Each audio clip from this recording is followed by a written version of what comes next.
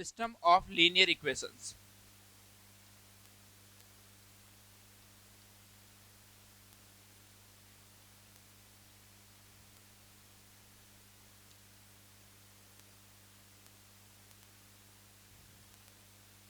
ठीक है, तो डिटरमिनेंट का ये सबसे ज्यादा इंपॉर्टेंट पार्ट रहता है, इससे इक्वेशन आता ही आता है हमेशा ना। तो आज की क्लास में 4 नंबर पक्के करने हैं फिर, है ना। ध्यान से देखते हुए चलना, आसान है अगर समझ में आ गया तो सबसे पहली चीज तो देखो, लीनियर इक्वेशन जो वो आपके पास में क्या होती है ना, लीनियर इक्वेशंस। ये जैसे आपके पास में ये इस टाइप से कुछ लिखा है, a1x1 प्लस में a12x12 या x2 इसको आप लिख सकते हो, a13x3 से लेके सपोज ये आपके पास में जा रहा है कहीं तक a1n इज इक्वल टू हम कुछ बोल देते हैं d1। सिमिलर वे में a21x2, a22x2, a23x3 से लेके जा रहा आपके पास में a2nxn तक इज इक्वल टू d2। ऐसे यहां पे आपके पास में सपोज ऐसा कुछ लिखा हुआ है, सॉरी ये x1 था, प्लस में an2x2, an3x3 से लेके आपके पास में सपोज जा रहा है annxn is equal to d। ठीक है, तो यहां पे आपके पास में कितनी इक्वेशंस लिखी हुई है, n इक्वेशंस लिखे हैं, ठीक है ना, n इक्वेशंस लिखे हैं। n इक्वेशंस लिखी हुई, वेरिएबल कितने आपके पास में, n वेरिएबल्स है। और सारे देखो यहाँ पे जो वेरिएबल्स है उनकी पावर 1 है, इसका मतलब सारा का सारा ये क्या है, लीनियर है।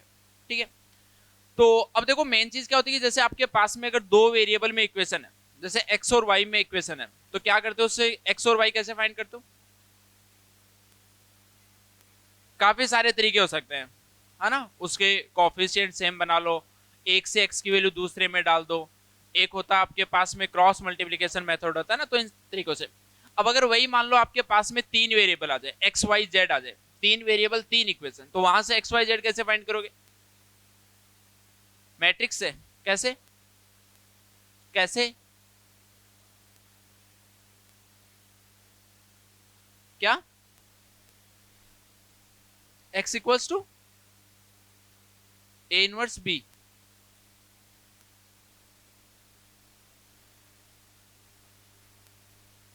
तो मैट्रिक्स तो पढ़ा ही नहीं हमने अभी, पढ़ेंगे तब। तो एक्स वाई जेड में अगर आपके पास में 3 इक्वेशन है, 3 वेरिएबल है, तो उसमें एक्स वाई जेड फाइंड करने के क्या तरीके होते हैं, किसी भी दो में से एक्स वाई को हटा दिया आपने, है ना, पहली दो में आपने सोल्व किया, उसमें से एक्स को हटा दिया, वाई और जेड में एक रिलेशन आया, उसको उठा के वापस से फर्स्ट इक्वेशन में डाला, तो सारी इक्वेशन जो वो एक्स और जेड की फॉर्म में आ गई, उसको वापस से थर्ड इक्वेशन में डाला, वहां से एक्स मिल जाएगा, ये एक तरीका होता है। बट उससे कैलकुलेशन जो वो क्या हो जाती है, लेंथी हो जाती है। तो इसका मतलब उनको हम सोल्व करने के लिए डिटरमिनेंट की हेल्प लेते हैं, तो उसी के लिए ये सब चीजें जो कर रहे हैं। तो अब इसमें पहले तो फटाफट से ये लिख दिया कि सबने, ये तो कुछ एक पॉइंट्स लिख दो सबसे पहले।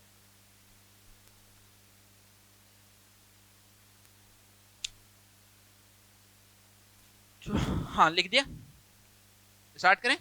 फर्स्ट पॉइंट लिख दो भाई, if d1 is equals to d2 is equals to d3 is equals to dn is equals to 0 is equals to 0, then system of equation, then system of equation, then system of equation is called homogeneous, system of equation is called homogeneous। ठीक है भाई, अगर आपके पास में equations लिखी हुई हैं और अगर उनकी कांस्टेंट टर्म्स 0 है, उनमें कांस्टेंट टर्म आ ही नहीं रही, सिर्फ वेरिएबल वाला पार्ट आ रहा है, तो ऐसे केस में वो इक्वेशन कैसी होगी, homogeneous equation. Second second second point, if at least one of if at least one of if at least one of d1 comma d2 comma d3 up to dn, d1 comma d2 comma d3 up to dn, if at least one of d1 up to dn is non-zero, is non-zero, is non-zero, then system of equation is called non-homogeneous, system of equation is called non-homogeneous। ठीक है भाई, ठीक है ना। अगर इनमें से कोई भी एक नॉन जीरो हो गया, अगर किसी भी एक इक्वेशन में आपके पास में कांस्टेंट टर्म आ गई, तो उसको हम क्या बोलेंगे, non homogeneous. Third point,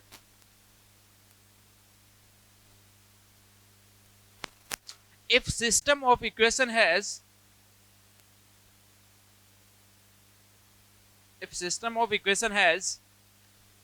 at least one solution,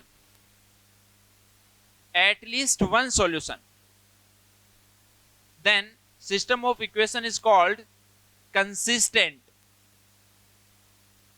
If system of equation has at least one solution, then system is called consistent. अब देखो यहां पे क्या हो सकता है,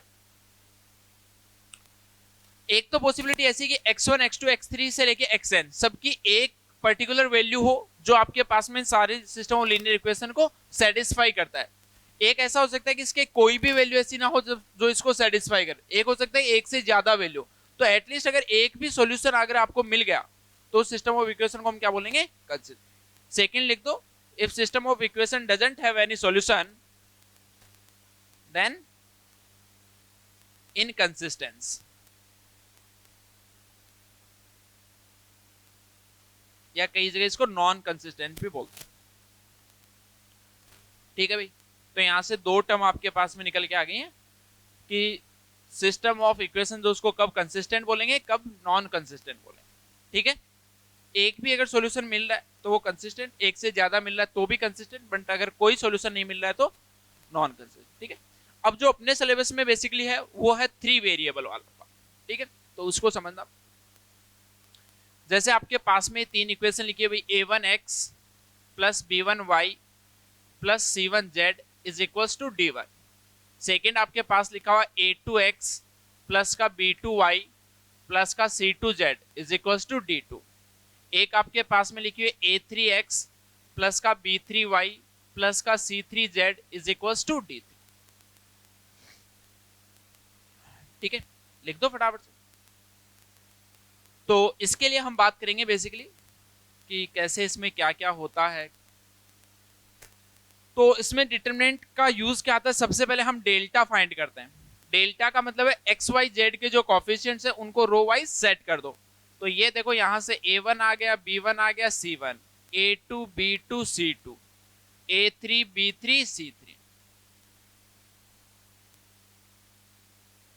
ठीक है भाई, उसके बाद में हम एक टर्म फाइंड करते हैं delta x.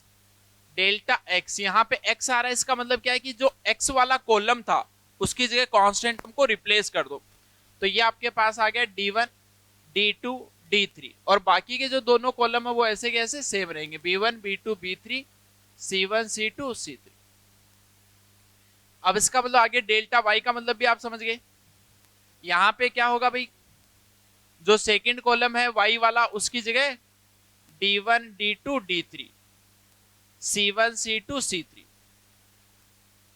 Delta Z a1 a2 a3 b1 b2 b3 d1 d2 d3।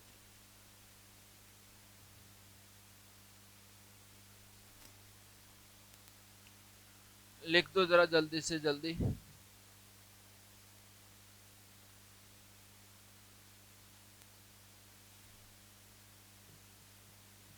लिख दिया सबने। अब यहां से जो आपको बेसिकली पर्पज क्या, एक्स वाई जेड फाइंड करना। तो एक्स जो है उसको फाइंड करने के लिए हम करते हैं delta x upon delta y, को फाइंड करने के लिए delta y upon delta, and z को फाइंड करने के लिए डेल्टा जेड अपॉन डेल्टा। इसी को हम बोलते हैं क्रेमर्स रूल।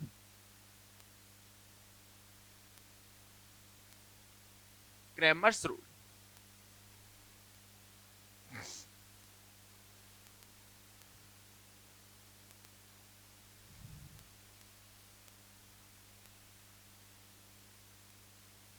ठीक है भाई, अब जो अपने को देखो जेई में जो सवाल पूछा जाता है वो पूछा जाता है इसके नंबर ऑफ सॉल्यूशन से रिलेटेड, कि कितने सॉल्यूशंस इसके होंगे, एक सॉल्यूशन होगा, दो होंगे, इनफाइनाइट होगा, ये सब। तो वो सारी की सारी चीजें डिपेंड करती है delta x delta y delta z and delta पे। ठीक है, तो अब देखो आपके पास में ध्यान से समझ लेना, डेल्टा डेल्टा जो उसके लिए आपके पास में दो पॉसिबिलिटी है। एक तो क्या हो जाए भाई, डेल्टा जो नॉट इक्वल्स टू जीरो हो जाए। एक आपके पास में क्या हो जाए, delta is equals to zero हो जाए। ठीक है, तो अब देखो जब delta not equals to zero हो गया तो एक्स की जो हम वैल्यू फाइंड कर रहे हैं वहां पे डिनोमिनेटर जो नॉट इक्वल्स टू जीरो है, तो अब चाहे delta x delta y delta z चाहे जीरो हो या नॉन जीरो हो, उससे कोई फर्क नहीं पड़ता। जैसे आपने डिटरमिनेंट सोल्व किया, डेल्टा डेल्टा की value not equals to zero आ गई, इसका मतलब क्या है, अगर यहाँ पे आप चाहे ऊपर न्यूमरेटर में जीरो हो या नॉन जीरो, बट डिनोमिनेटर अगर नॉन जीरो है तो वहां से कोई ना कोई एक पर्टिकुलर वैल्यू आपको x की मिलेगी, एक वैल्यू y की मिलेगी, एक वैल्यू z की मिलेगी।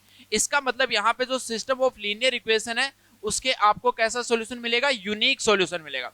यूनिक सॉल्यूशन का बेसिकली मतलब होता है कि x y z की एक एक वैल्यू ही आपको मिलने वाली, दो वैल्यू मिल ही नहीं सकती। डेल्टा x की भी एक ही वैल्यू आएगी, अगर डेल्टा नॉन जीरो है तो डेल्टा x की कोई ना कोई एक ही वैल्यू आएगी, डेल्टा y की भी एक ही वैल्यू, डेल्टा z, तो इनके करेस्पॉन्डिंग एक्स वाई जेड जो उनकी भी एक एक वैल्यू जो आपको मिलने वाले। अगर यहाँ पे आपके पास में यूनिक सॉल्यूशन आ गया, यूनिक सॉल्यूशन आ गया, तो इस केस में सिस्टम ऑफ इक्वेशन जो उसको हम कैसा बोलेंगे, लिख दो फटाफट।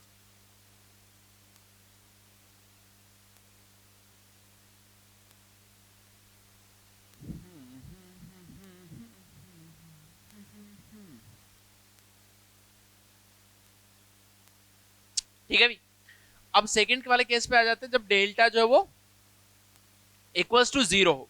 अब इसमें दो पॉसिबिलिटी है, अगर डेल्टा जीरो आपके पास में, इसमें फर्स्ट केस है अगर delta x delta y delta z ये जो तीनों है वो भी जीरो आ जाए। ठीक है, तो अब देखो ये तीनों भी अगर आपके पास में, पहले तो हमने क्या बोला था, डिनोमिनेटर जो जीरो हो जाए, अगर ऊपर वाला न्यूमरेटर जो वो भी जीरो हो जाए, इसका मतलब जीरो बाई जीरो बन गया। जीरो बाई जीरो का मतलब इसके कितने सॉल्यूशंस मिलेंगे आपको, इनफाइनाइट। जीरो बाई जीरो का मतलब बेसिकली क्या है कि बहुत सारी वैल्यूज ऐसी होंगी जो कि x को इसको सेटिस्फाई करेंगे, सिमिलर वे में इसको और इसको।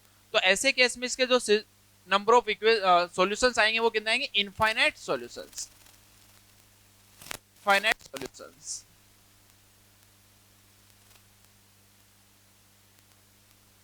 इनफाइनाइट सॉल्यूशंस, ठीक है।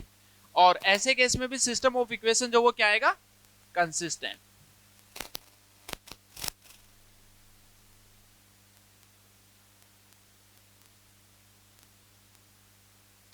अगला case, at least one of delta x delta y and delta z is non zero, is non zero. अब देखो यहां पे डेल्टा जो वो तो ऑलरेडी जीरो आ चुका है, बट अगर न्यूमरेटर नॉन जीरो हो गया तो नॉन जीरो अपॉन जीरो ये तो डिफाइन ही नहीं है, डिफाइन नहीं, इसका मतलब कोई वैल्यू ही नहीं मिलेगी। तो इसका मतलब यहां पे आपको क्या मिलेंगे, नो सॉल्यूशन। नो सॉल्यूशन का मतलब सिस्टम ऑफ इक्वेशन जो कैसा हो जाएगा, इनकंसिस्टेंट।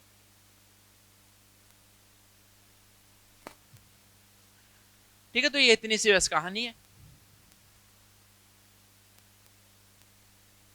नोट डाल लो।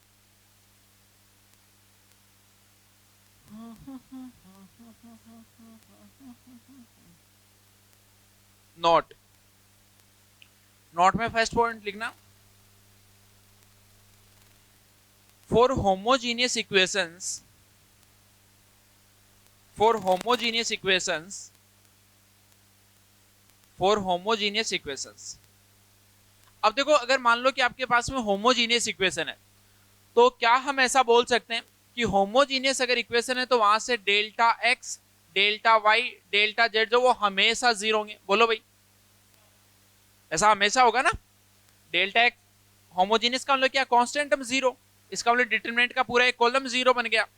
तो delta x delta y delta z जो हमेशा क्या होंगे, जीरो होंगे। अब बात सिर्फ और सिर्फ किसकी बची, डेल्टा की बची। डेल्टा के पास में अगेन दो पॉसिबिलिटी है, या तो जीरो हो या नॉन जीरो। तो देखो एक सॉल्यूशन तो हमेशा है, जो भी होमोजीनियस इक्वेशंस होती है उनका एक सॉल्यूशन तो हमेशा क्या होता है, 0,0,0 0,0 तो हमेशा इसको सेटिस्फाई करेगा। जब कांस्टेंट टर्म है ही नहीं तो एक्स वाई जेड जीरो तो हमेशा ही सेटिस्फाई करेगा। अब मेन पॉइंट है कि एक्स वाई जेड जो 0 0 0 के अलावा कोई और वैल्यू उसको अगर सेटिस्फाई कर रही है क्या, ठीक है। तो क्या लिखा आपने, फॉर होमोजीनियस इक्वेशन आगे लिख देना delta x delta y equals to delta z equals to 0।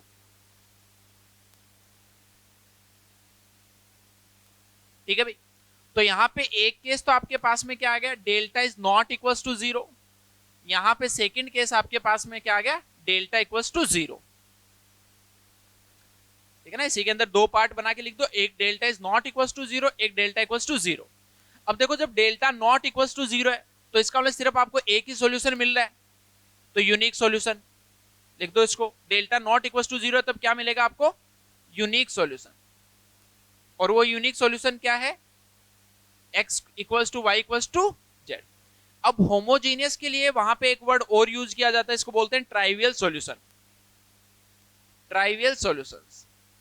ठीक है, तो जब भी होमोजीनियस इक्वेशन आता है तो वहां पे बात करता है ट्राइवियल सॉल्यूशन या फिर नॉन ट्राइवियल सॉल्यूशन। तो ट्राइवियल सॉल्यूशन का मतलब सिंपल है, यूनिक सॉल्यूशन। सेकंड केस जब डेल्टा 0 हो गया तो अगेन 0/0 से तो इनफाइनाइट सॉल्यूशंस मिल जाएंगे, तो सेकंड वाले में लिख दो इनफाइनाइट सॉल्यूशंस। और इसको हम क्या बोलेंगे, non trivial solution, non trivial solution कर दो फटाफट।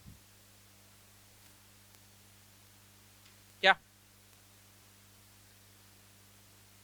ये वाला सिंपल है, देखो होमोजीनियस, पहली चीज तो जो टर्म यूज होती है ट्राइवियल और नॉन ट्राइवियल सॉल्यूशन, वो सिर्फ और सिर्फ होमोजीनियस इक्वेशंस के लिए होती है, ठीक है। और ट्राइवियल का मतलब सिंपल है, यूनिक सॉल्यूशन। ट्राइवियल सॉल्यूशन का मतलब, ट्राइवियल सॉल्यूशन हम तब बोलेंगे जब एक्स वाई जेड की सिर्फ एक ही वैल्यू आपने को मिल रही हो, that is 0 0 0 and 0। That means delta जब नॉट 0 होगा तब ऐसा होगा। तो जैसे आपको होमोजीनियस दिखी, अब सबसे पहले क्या फाइंड करोगे, डेल्टा। डेल्टा ही फाइंड करना होता है आपको होमोजीनियस में, तो डायरेक्टली डेल्टा अगर नॉट इक्वल टू 0 आ गया तो बोल दो ट्राइवियल सॉल्यूशन है, डेल्टा अगर 0 आ गया तो बोल दो नॉन ट्राइवियल सॉल्यूशन।